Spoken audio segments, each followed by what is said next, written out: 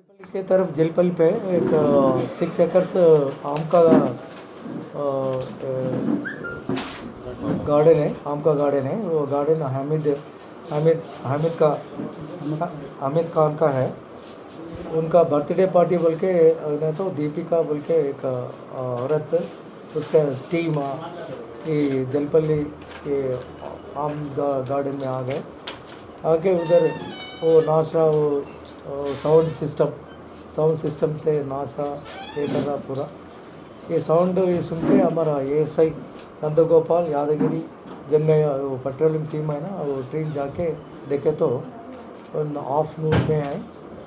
उसको पूरा रेस्क्यू करके पूरा विक्टिम्स करके वो अक्यूज्ड लोगों को वो अपहरण करे।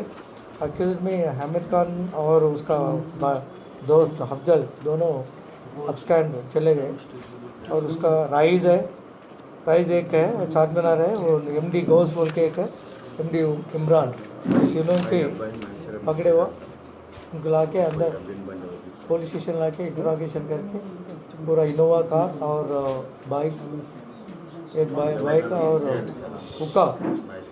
हुक्का मटेरियल पूरा रिकवरी करे। उनके साथ साथ पूरा रिमांड में कर रहा हूँ उसको। तीन लोग हैं सेक्शन सर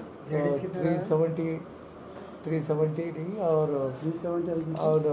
पीटा एक्ट 3 and 4 है। विक्टिम्स है वो 5 मेंबर्स है। Section 345 PITA Act.